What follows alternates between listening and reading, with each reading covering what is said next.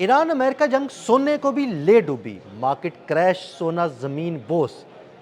1 लाख रुपए से जायद की कमी। आमिर रजा मेरे साथ मौजूद है, उनसे बात करते हैं। आमिर भाई, जंग ने क्या कर दिया? सोना जमीन बोस हो गया, 1 लाख रुपए से जायद की कमी हुई है पिछले कुछ दिन के दौरान। किस तरफ जा रहे हैं मामलात?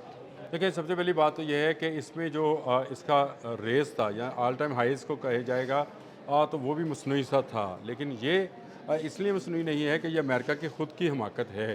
देखिए, जैसे जैसे डॉलर मजबूत होगा, अमेरिका अपने सोने के ज़ाहिर को बढ़ाएगा। ये बात तय है।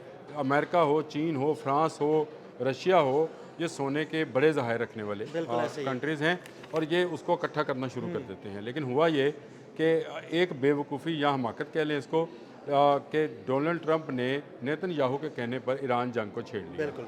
अब उससे जो प्रेशर आया वो डॉलर के ऊपर आया। डॉलर के ऊपर प्रेशर आने से मज़ीद डॉलर्स की ज़रूरत पड़ी अमेरिका को। देखें, अमेरिका भी ज़रूर ये है कि वो डॉलर छाप सकता है, लेकिन ये इतनी जल्दी में काम नहीं था। उसका बिलियंस ऑफ डॉलर्स जो थे वो इसमें इन्वेस्ट हो हाँ, रहे वो थे। तो जंग में झोंक रहा था। अब पहले उसने सोना जो ख़रीदा था उसको उसने डॉलर लेने के लिए ही बेचना शुरू किया। सही। ये बेचता बेचता उसके अपना इंटरेस्ट रेट जो था वो इंतहाई वो अप चला गया, और दूसरा सोना जो है वो नीचे की तरफ। ना सिर्फ यानी सोना, उसने सोना बेचना शुरू कर दिया, मार्केट में सोना ज्यादा आया तो सोने का रेट ना बहुत सोना, शुरू हुआ। एक तो सोना भी उसने बेचना शुरू किया, दूसरा चांदी भी इसी वाले से अच्छा। जो है वो भी नीचे गई। आज देख लें, आज के दिन जिस वक्त आप और मैं बात कर रहे हैं, आपने सही कहा कि पिछले एक माह के अंदर 28 फरवरी को जंग शुरू होती है और आज इसको समझे 26 है, तो 27 दिन में ये सोना जो है 1 लाख से ज़्यादा नीचे चला हाँ जी, गया है। बिल्कुल। आज ये 4,68,000 के ऊपर ट्रेड हो रहा है, ये तो 4,68,283। हाईएस्ट टच किया था आमिर भाई, कोई 5,70,72,000 के हाँ जी, करीब टच पाँच हुआ लाख था। बहत्तर हज़ार इसका हाईएस्ट पॉइंट था और ये जनवरी में था। जी बिल्कुल। और उसके बाद से क्योंकि प्लानिंग शुरू की अमेरिका ने, और अमेरिका ने ये समझा कि उसको शायद इस सारे मामले में डॉलर्स की ज़रूरत पड़ेगी। ना सिर्फ अमेरिका को ज़रूरत पड़ेगी, बल्कि वो ममालिक जो पेट्रो डॉलर्स में काम करते हैं, यानी जितने खलीजी ममालिक हैं उनसे जिन्होंने तेल ख़रीदना है उनको भी डॉलर्स की ज़रूरत है।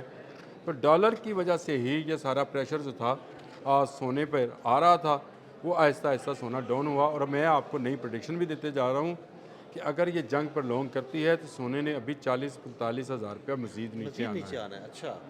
ये अगर जंग ज़्यादा लंबी होती है, अगर ये मुज़ाकरात कामयाब हो जाते हैं, जिसका मुझे इम्कान है कि अल्लाह करे ये कामयाब हो जाएं, तो सोने का, क्योंकि दुनिया, हम लोग यहाँ हमारे बड़े सगीर पाको हिंद में या गल्फ़ स्टेट्स में समझा जाता है कि सोना जो है वो सिंबल ऑफ वेल्थ है।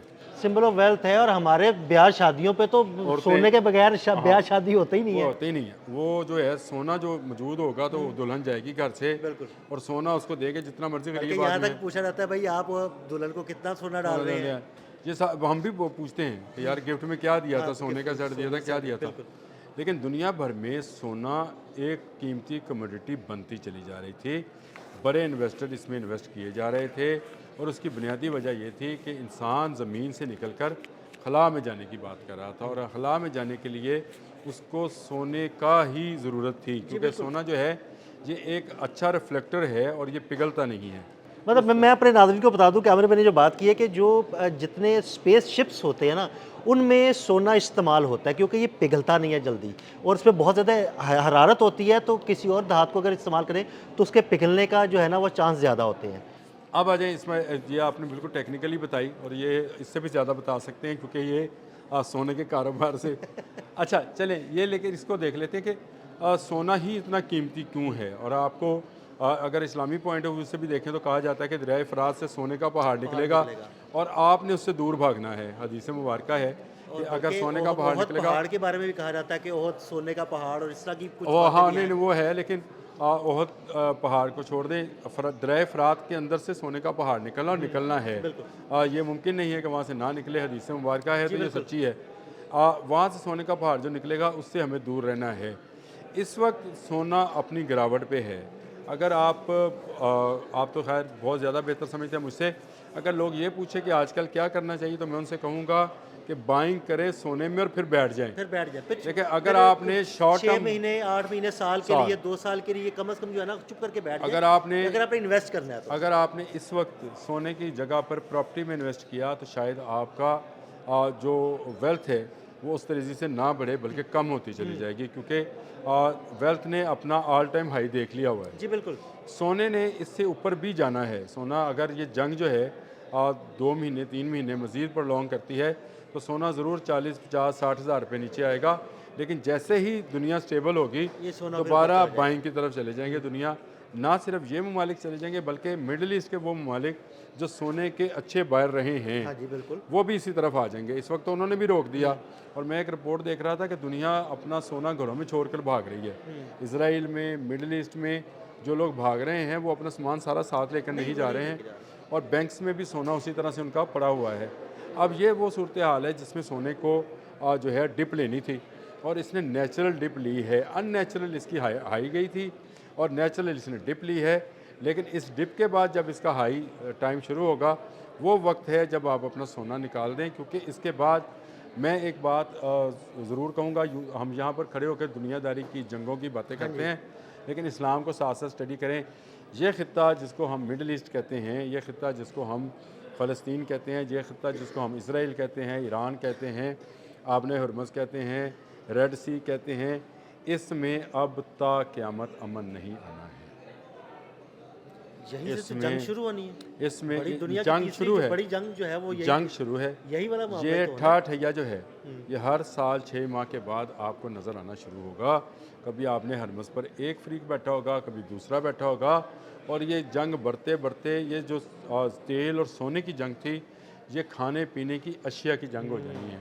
ये शायद लोगों को इस वक्त शायद अंदाज़ा वही ना हो। दजाल वाली बातें जो हैं वो मेरे ज़हन में आ जाती हैं, जो आप भी अक्सर करते हैं कि वो जिससे चाहेगा खाने के लिए देगा, जिसे चाहेगा नहीं देगा। देखें, आपने अहादीस मुबारका की तरफ जाना है। अगर आपको इस वक्त भी ये ख्वाहिश है कि आप शॉर्ट टर्म कमाई के लिए सोना लेना चाहते हो तो ना लें भाई। हाँ, अगर लेकिन लॉन्ग टर्म अगर आप अपनी बचत को सोने में तब्दील कर सकते हैं तो इस वक्त में कर लें, क्योंकि इससे अभी अगर जंग जैसे ही बंद होगी सोना ऊपर जाना शुरू हो जाएगा। और आमिर भाई चांदी के बारे में क्या प्रेडिक्शन है आपकी? देखिए, चांदी भी इसी तरह से है। चांदी भी ऐसे ही ऊपर जाएगी?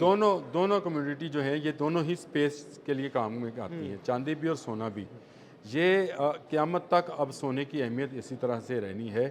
ये एक साल में तकरीबन अपनी दुगनी कीमत पे गया है। अगर आप इसको 2025 जनवरी में देखें तो आपको 2.5-3 लाख की सोना मिल रहा था, बिल्कुल बिल्कुल इसी और 5.6 लाख तक गया ये जनवरी 2026 में।